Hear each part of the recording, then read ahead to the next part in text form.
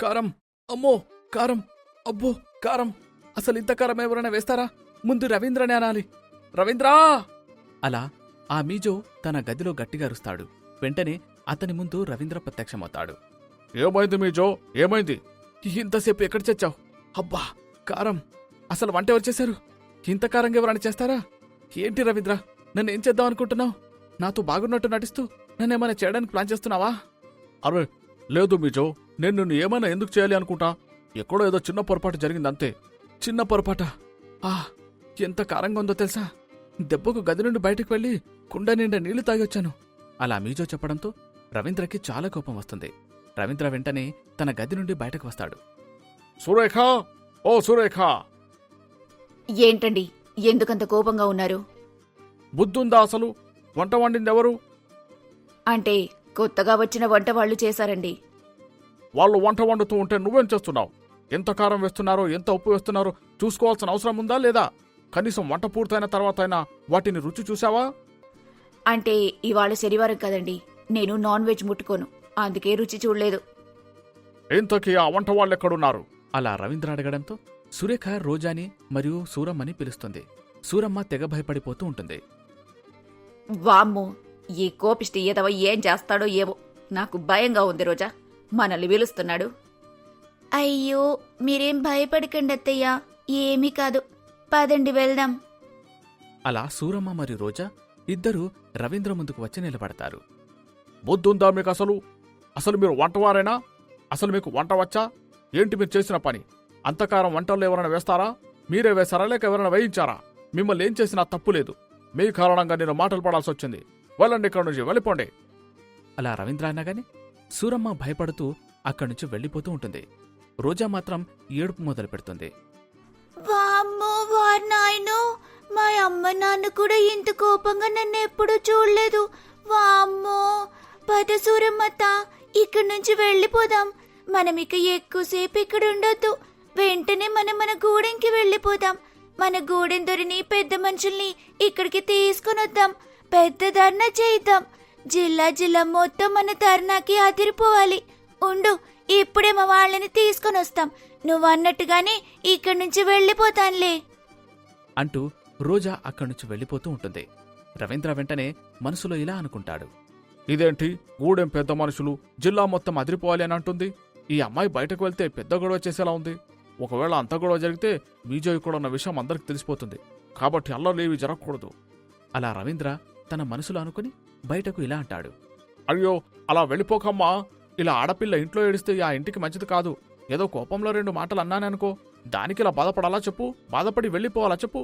వద్దు వద్దు, ఎక్కడికి వెళ్ళవద్దు. పొరపాట్లు అన్నాక జరుగుతూ ఉంటాయి. ఇంకొకసారి ఇలా జరగకుండా చూసుకోండి. అవును, మీరు చెప్పింది కూడా నిజమే. పొరపాట్లు జరుగుతూ ఉంటాయి. ఇకపై ఇలా జరగకుండా నేను చూసుకుంటానులే అయ్యగారు. ఇక నేను వంటగదిలోకి వెళ్తాను. పదత్తయ్య, మనం వంటగదిలోకి వెళ్దాం. అలా రోజా సూరమ్మని వంటగదిలోకి తీసుకుని వెళ్తుంది. అమ్మ బాబోయ్, ఎంత భయపడ్డాను. వాడేం చేస్తాడో అనుకున్నా, కాని ఏడుస్తూనే వాణ్ణి భలే భయపెట్టావు రోజా. మరేమనుకున్నారు ఈ రోజా అంటే? ఎలాగో వాడ గదిలో ఉన్నాడని అర్థమైంది. ఇంక వాణ్ణి ముప్పు తిప్పలు పెట్టాలి. ఎలా అయినా ఆ కలుగులో దక్కున్న ఎలుకని బయటకు లాగాలి. ఎలా లాగుతావు? వాణ్ణసలు ఎలా పట్టుకుంటావు? మెల్లమెల్లగా వాణ్ణి బాగా ఇబ్బంది పెట్టాలి. వాడే ఆ కలుగు నుండి బయటకు పరిగెత్తుకుంటూ వచ్చేలా చేయాలి. అలా రోజా సూరమ్మతో చెప్తుంది. ఆ రోజు రాత్రి అందరూ గాఢ నిద్రలో ఉంటారు. అత్తయ్యా, ఓ అత్తయ్యా, లేవండి. అబ్బా, ఏంటి రోజా, ఇంత అర్ధరాత్రి పూట నన్నెందుకు నిద్ర లేపుతున్నావు? అత్తయ్యా, అసలు మనం ఇక్కడికి ఎందుకొచ్చామో మీరు మర్చిపోయినట్టున్నారు. నేనెందుకు మర్చిపోతానే? అదేదో బంగ్లాలో చంద్రముఖి దాక్కున్నట్టు ఈ బంగ్లాలో ఆ దొంగ ఏదో ఒకటి దాక్కున్నాడు. వాణ్ణి పట్టుకోవడానికేగా మనం ఇక్కడికొచ్చాము. అమ్మో, ఏంటత్తయ్యా అంత గట్టిగా అరుస్తున్నారు? కాస్త మెల్లగా మాట్లాడండి. అమ్మో అవును, ఎవరికైనా వినబడితే ఇప్పటికిప్పుడే మనల్ని బయటికి గెంటేస్తారు. బయటకు గెంటేయటం కాస్త పక్కన పెట్టండి. ఇక్కడికిక్కడే మన ప్రాణాలు పోతాయి అత్తయ్యా. అదంతా సరేగాని ఇప్పుడు నన్నెందుకు నిద్ర లేపినట్టు? ఆ గదిలో హాయిగా నిద్రపోతున్న మీజోగాడి నిద్రని చెడగొట్టడానికే మిమ్మల్ని నిద్రలేపాను. ఏంటి మీజోగాణ్ణి నిద్రలేపాలా? కాని ఎందుకమ్మా? వాణ్ణి ముప్పు తిప్పలు పెట్టాలత్తయ్యా. వాడంతట వాడే ఇక్కడి నుంచి వెళ్లిపోయేందుకు నిర్ణయించుకోవాలి. అలా నిర్ణయించుకున్నవాడు ఇంటి నుండి బయటకొస్తాడు. ఆ సమయంలో నేను మా టీంతో కలిసి వాణ్ణి రెడ్ హ్యాండెడ్గా పట్టుకోవాలి. ఓ అలాగా? అయితే ఇప్పుడేం చేయబోతున్నావు? వాణ్ణి బాగా భయపెట్టాలి. పదండెత్తయ్యా, వెళ్ళి వాణ్ణి భయపెడదాం. అలా రోజా మరియు సూరమ్మ ఇద్దరూ నిద్రలేచి మీజో గది వద్దకు వెళ్తారు. ఆ సమయంలో ఇంట్లో ఉన్న వాళ్ళందరూ నిద్రపోతూ ఉంటారు. రోజా, ఇప్పుడేం చేస్తావు? ఈ పట్టీలు చూడండి, వీటిని డాన్సర్లు వాడతారు. ఇప్పుడు ఈ పట్టీలతో శబ్దం చేస్తాను. దెబ్బకు హాయిగా నిద్రపోతున్న మీజో కాస్త నిద్రలేచి భయపడుతూ కూర్చోవాలి. అలా రోజా తన వద్ద ఉన్న పెద్ద పట్టీలతో శబ్దం చేస్తుంది. ఘల్ ఘల్ ఘల్ అంటూ శబ్దం రావడంతో నిద్రపోతూ ఉన్న మీజోకి మెలకువ వస్తుంది. మీజో వెంటనే నిద్రలేస్తాడు. అరే, ఏంటి ఈ శబ్దం? ఈ గల్గల్మంటూ ఈ శబ్దం అసలు ఎక్కడి నుంచి వస్తుంది? లోపల మీజో నిద్రలేచినట్టున్నాడత్తయ్యా. అవును, మెల్లగా భయపడుతున్నట్టున్నాడు. భయపడ్డాడు కదా, ఇక మనం వెళ్ళి నిద్రపోదాం పదా. అరే, ఈ మాత్రం భయపడితే చాలా. వాణ్ణి మనం ఇంకా భయపెట్టాలి. అత్తయ్య, అప్పుడప్పుడు మీరచ్చం చంద్రముఖిలా నవ్వుతుంటారు కదా, ఏది ఒకసారి మళ్ళీ నవ్వండి. ఏంటి, నాది చంద్రముఖి నవ్వంటావా? నేను నవ్వితే ఎంత బాగుంటుందో తెలుసా? ఊర్లో అందరూ నా నవ్వును చూసి తెగ పొగిడేవాళ్లు. నువ్వేమో నా నవ్వు చంద్రముఖి నవ్వులా ఉంటుందంటున్నావు. నేను అస్సలు ఒప్పుకోను. కావాలంటే పదా, ఇప్పుడే రఘుకి ఫోన్ చేద్దాం. వాడు కూడా నా నవ్వు బాగుంటుందని అప్పుడప్పుడు పొగుడుతూ ఉంటాడు. అయ్యో అత్తయ్య, మీరొకరు. ఇది వాదించాల్సిన సమయమా చెప్పండి? సరే, మీరు నవ్వకపోతే పోయింది, నేనే నవ్వుకుంటానులే అంటూ రోజా భయంకరంగా నవ్వుతుంది. నవ్వుకి గదిలో నిద్రపోతున్న మీజోకి మరింత భయం కలుగుతుంది. అరే, అసలేం జరుగుతోంది ఇక్కడ? నాకేం అర్థం కావడం లేదు. రోజా మళ్లీ తన చేతిలో ఉన్న పట్టీలతో శబ్దం చేస్తుంది. మళ్లీ గట్టిగా నవ్వుతుంది. ఇలా చేయడంతో మీజో అసలు నిద్రపోకుండా భయంతో వణికిపోతూ ఉంటాడు. ఇక రోజా మరియు సూరమ్మ ఇద్దరూ వెళ్లి నిద్రపోతారు. మరుసటి రోజు మీజో రవీంద్రతో ఇలా అంటాడు. ఏమైంది మీజో, ఇంత సీరియస్గా ఉన్నావు? ఏమైందా? అసలేం చెప్పమంటావు? రాత్రంతా నాకు నిద్రలేదు. నిన్న ఉదయమేమో ఆ కారమైన ఆహారం తిని ఆరోగ్యం చెడిపోయింది. ఇక రాత్రేమో హాయిగా నిద్రపోదామనుకుంటే ఏవేవో శబ్దాలు వినిపిస్తున్నాయి. నా గది చుట్టూ ఎవరు తిరుగుతున్నట్టు గల్గల్మంటూ శబ్దాలు కూడా వస్తున్నాయి. ఎవరో పిచ్చి పిచ్చిగా నవ్వుతున్నారు. వీటి వల్ల నేను అసలు నిద్రపోలేకపోయాను. ఏంటి, ఇదంతా నిజంగా జరిగిందా? నేనేమైనా ఊరికే చెప్తున్నానని అనుకుంటున్నావా? ఇదంతా నిజంగానే జరిగింది. సరే, కనీసం ఇప్పుడైనా వెళ్ళి నిద్రపోతాను. అలా మీజో జరిగిందంతా రవీంద్రతో చెప్పి నిద్రపోవడానికి తన గదిలోకి వెళ్ళిపోతాడు. రవీంద్ర తన భార్య వద్దకు వెళ్లి ఇలా అడుగుతాడు. రాత్రి మీజో ఎందుకో భయపడ్డాడట. ఏంటి, ఆయనకు భయం కూడా కలుగుతుందా? పెద్ద దొంగని చెప్పారు. అరే, కాస్త మెల్లగా మాట్లాడు. ఎవరన్నా వింటే ఇక అంత సంగతులు. ఆయనకెందుకు భయం వేసినట్టు? ఏమో చప్పుళ్ళు విన్నాడట. భయపడి అసలు నిద్రపోలేకపోయాడట.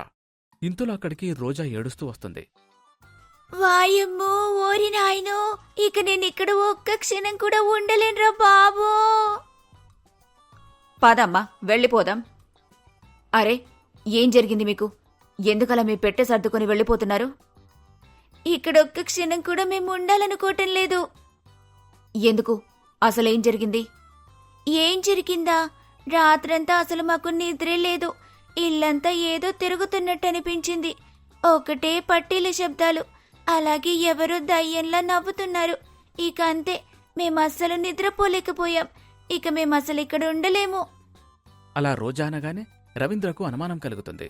మీజో కూడా ఇలాగే చెప్పాడు, వీళ్ళు కూడా ఇలాగే చెప్తున్నారు. ఏంటండి ఇది? ఈ వంట వాళ్ళు కూడా ఆ మీజోలాగే మాట్లాడుతున్నారు. అవును, అంటే మీతో చెప్పింది నిజమే అన్నమాట. సరే, ఇవాళ నాకు అర్జెంట్ మీటింగ్ ఉంది. నేను మీటింగ్కి వెళ్ళాలి. తర్వాత ఏం చేయాలో ఆలోచిద్దాం.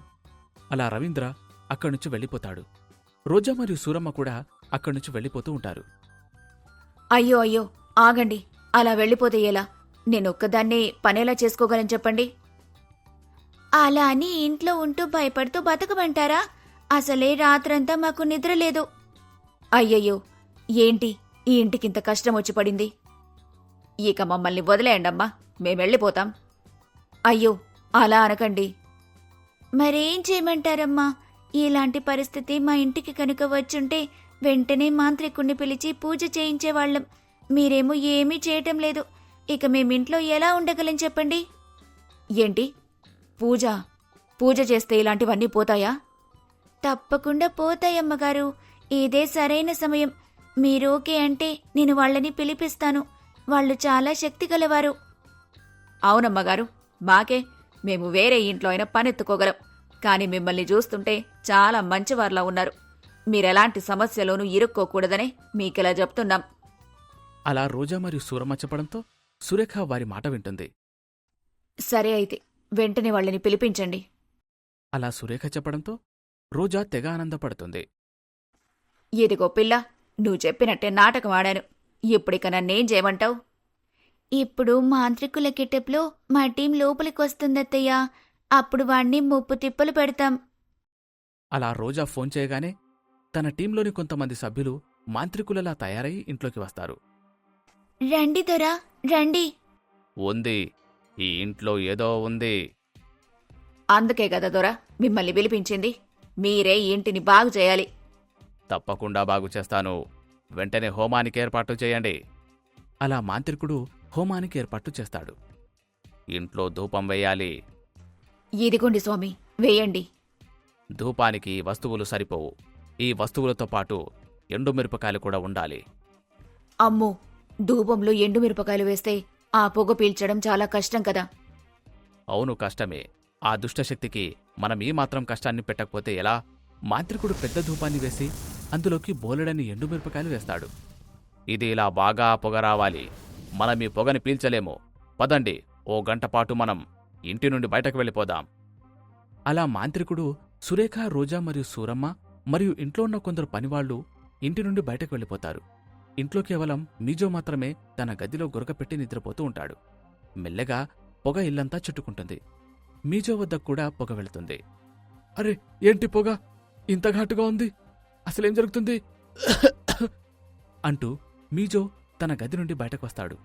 ఇల్లంతా మిరపకాయల ఘాటుతో నిండిపోయి ఉంటుంది. సరిగ్గా అప్పుడే సురేఖకి గదిలో మీజో ఉన్న విషయం గుర్తుకొస్తుంది. అమ్మో, ఎంత పెద్ద పొరపాటు జరిగిపోయింది. ఏం జరిగిందమ్మగారు? ఏం జరిగిందంటే లోపల ఒక గదిలో ఒక అతిథి ఉన్నాడు. అతని విషయమే నేను మర్చిపోయాను. పొగ ఇంట్లో అంతా నిండిపోయి ఉంటుంది. నేను వెంటనే వెళ్లి తలుపులు తెరవాలి. లేదు, నువ్వు లోపలికి వెళ్లడానికి వీల్లేదు. ఒకవేళ ఇప్పుడు గనక నువ్వు తలుపు తెరిస్తే ఆ దుష్టశక్తి నీలోకి చేరుతుంది. ఇక నీ ఇష్టం. అమ్మో, వద్దమ్మగారు, మీరసలే చాలా మంచివారు. ఏంటి, తలుపులు తెరవకూడదా? గంట వరకు తలుపులు తెరవకపోతే ఎలా? లోపలున్న మనిషి ఆ పొగతో ఏమైపోతాడు? ఈ విషయం కనుక ఆయనకు తెలిస్తే అంతే సంగతులు. అలా సురేఖ బయట తెగ భయపడిపోతూ ఉంటుంది. లోపల మీజో ఆ పొగ పీల్చలేక తెగ ఇబ్బంది పడిపోతూ దగ్గుతూ ఉంటాడు. సరిగ్గా అప్పుడే రవీంద్ర మీటింగ్ ముగించుకొని ఇంటి వద్దకు వస్తాడు. ఇంటి బయట నిలబడి ఉన్న అందర్నీ చూసి ఇలా అడుగుతాడు. ఏంటి, అందరూ ఎందుకిలా బయట నిలబడి ఉన్నారు? అంటే ఇంట్లో ఉన్న దుష్టశక్తిని వెళ్ళగొట్టడానికి నేను వీళ్ళని పిలిపించానండి. ఈయన ఇంట్లో మిరపకాయల ధూపం వేశాడు. నీకేమన్నా పిచ్చి పట్టిందా? లోపల అతిథి ఎలా ఉన్నాడు అసలు? ఏమోనండి, గంట నుండి దాని గురించే భయపడుతున్నాను. లోపల మన అతిథి ఎలా ఉన్నాడో ఏమో. అయ్యో రామా, ఏంటి ఇలా జరిగింది? అసలే మీజోకి ఊపిరి సమస్యలు కూడా ఉన్నాయి. ఆ పొగంతా పిలిచి అతను ఏమైపోయాడో ఏమో అంటూ రవీంద్ర వెంటనే తలుపు తెరుస్తాడు. లోపల మీజో గట్టిగా దగ్గుతూ ఉంటాడు. రవీంద్ర, ఏంటిది? ఏం జరుగుతుంది నీ ఇంట్లో? అయ్యో మీజో, నువ్వు గదిలో నుండి బయటకెందుకొచ్చావు? గదంతా పొగతో నిండిపోయింది. ఊపిరాడాక గదిలో నుండి బయటకొచ్చాను. అయినా ఇల్లంతా ఏంటి పొగ? అసలు నిన్నట్టుండి నేను ఇంట్లో ఉండలేకపోతున్నాను. ఏదో ఆశ్రయం ఇస్తావని ఇస్తే ఇలా చేస్తావనుకోలేదు. వెంటనే పొగ మొత్తం ఇక్కడి నుంచి పోయేలా చూడు అంటూ మీజో కోపంగా తన గదిలోకి వెళ్ళిపోతాడు. అలా రవీంద్ర ఇంట్లో నుండి పొగ మొత్తం పోయేలా చేస్తాడు. అప్పటికే శ్వాస సమస్యలున్న మీజో ఆరోగ్యం పాడవుతుంది. మీజో, ఏమైంది? ఎందుకు అలా ఉన్నావు? ఎలా ఉండాలి? నీ కారణంగా నా ఆరోగ్యం పూర్తిగా పాడైంది. అసలు ఊపిరి పీల్చుకోలేకపోతున్నాను. అనవసరంగానే ఇంటికొచ్చాను. వచ్చినప్పటి నుంచి అన్నీ సమస్యలే. నిజం చెప్పు, నువ్వు కూడా నన్ను పోలీసులకు పట్టించాలనుకున్నావు కదా? నువ్వు కూడా ఏదైనా ప్లాన్ చేస్తున్నావా? అరే లేదు లేదు, నేను అలా ఎందుకు చేస్తాను చెప్పు. ఏమో, ఇక్కడ ఎవరిని నమ్మేందుకు వీల్లేదు. ఆరోగ్యం పూర్తిగా క్షీణిస్తుంది. వెంటనే డాక్టర్ని ఇంటికి పిలిపించు. అని రవీంద్ర మరియు మీజో మాట్లాడుకుంటున్న మాటల్ని రోజా చాటుగా వింటుంది. రోజా ఇన్ఫర్మేషన్ని తన టీంకి పంపుతుంది. ఇంకా తన టీంలో ఒక సభ్యుడైన గౌతమ్ డాక్టర్లాగా మారి రవీంద్ర ఇంటికి వస్తాడు. గౌతమ్, అంతా గుర్తుంది కదా? నేను చెప్పినట్టే చేయాలి. ఎలా అయినా ఈ కలుగులో దాక్కున్న ఆ ఎలుకని మనం బయటికి రప్పించి ఆ తర్వాత బందీ చేయాలి. అలాగే రోజా, నువ్వు చెప్పినట్టుగానే చేస్తాను. అలా ఆ డాక్టర్ రవీంద్ర వద్దకు వెళ్తాడు. వచ్చారా? మీకోసం ఎదురు చూస్తున్నాం. చూడండి డాక్టర్, ఇదొక చాలా సెన్సిటివ్ విషయం. లోపలున్న వ్యక్తి గురించి మీరు ఎక్కడ ఎవరితో మాట్లాడకూడదు. కేవలం అతనికి చికిత్స చేసి ఇక్కడి నుంచి వెళ్ళిపోవాలి. ఈ వ్యక్తికి చికిత్స చేసినట్టు మీరు ఎవరితో చెప్పకూడదు. ఒకవేళ చెప్తే మీ ప్రాణాలకే ప్రమాదం అంటూ ఆ రవీంద్ర డాక్టర్ని కూడా బెదిరిస్తాడు. అన్నీ తెలిసిన గౌతమ్ ఏమీ తెలియనట్టు రవీంద్ర మాటలకు ఓకే చెప్పి గదిలోకి వెళ్తాడు. శ్వాస సమస్యలతో ఇబ్బంది పడుతున్న మీజోను పరీక్షిస్తాడు. అలా పరీక్ష మొత్తం పూర్తి చేసి గౌతమ్ ఇలా అంటాడు. ఇతనికి చాలా సీరియస్గా ఉంది. వెంటనే ఇతన్ని హాస్పిటల్కి షిఫ్ట్ చేయాలి. అప్పుడే ఇతని ఆరోగ్యం మెరుగుపడుతుంది. చెప్పానుగా ఇతను బయటకు ఎక్కడికి వెళ్ళకూడదని. ఇదొక సీక్రెట్ ఆపరేషన్. కానీ మీరు ఏమి కంగారు పడకండి. నేనొక క్లినిక్ని నడుపుతున్నాను. అక్కడ అన్ని సౌకర్యాలున్నాయి. మీరు ఎటువంటి భయం లేకుండా అతన్ని ఆ క్లినిక్ తీసుకుని రావచ్చు. అక్కడ కేవలం నాతో పాటు పనిచేసే ఒక డాక్టర్ మాత్రమే ఉంటుంది. మీరు మమ్మల్ని నమ్మవచ్చు.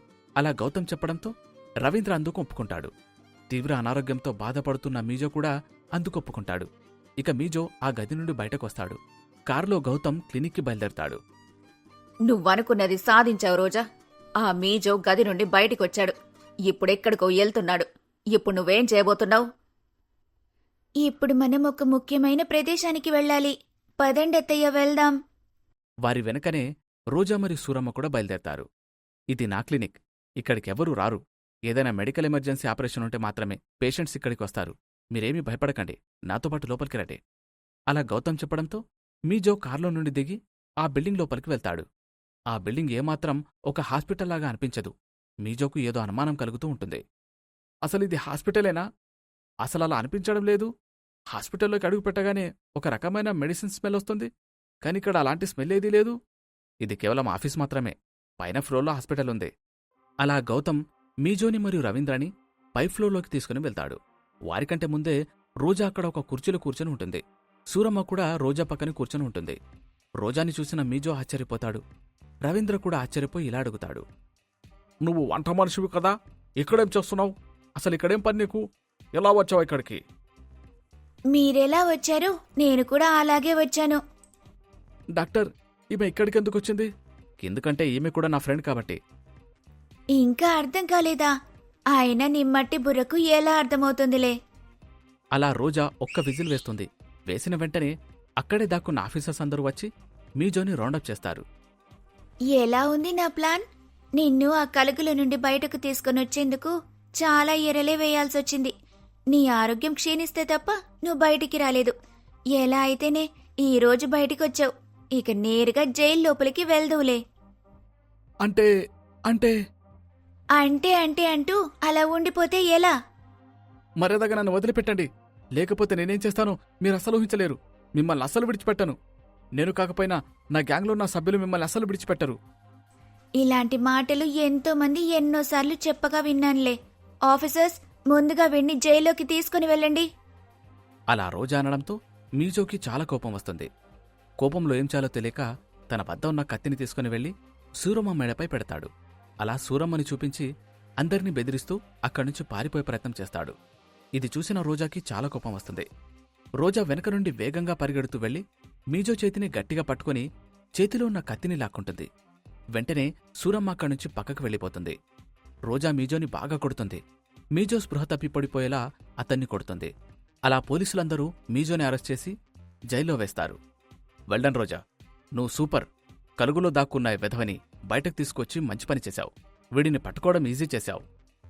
Thank you so much sir. ఈ పని కేవలం నేనొక్కదాన్ని మాత్రమే చేయలేదు. నాతో పాటు మా అత్తయ్య కూడా నాకు హెల్ప్ చేశారు. ఆవిడ హెల్ప్ కారణంగానే నేను ఈ పనిని పూర్తి చేయగలిగాను. అయ్యో, అదేం లేదండి. నేనేదో సరదాకి తన వెంట వెళ్లాను అంతే. పనంతా చేసింది మా రోజానే. అంతేనా? ఇవాళ నన్ను కాపాడింది కూడా. చాలా ధన్యవాదాలు రోజా. నువ్వు లేకపోతే ఇవాళ నేను ఏమైపోయేదాన్నో. అలా సూరమ్మ రోజాని పొగుడుతుంది. అక్కడున్న ఆఫీసర్స్ అందరూ రోజాని పొగుడతారు.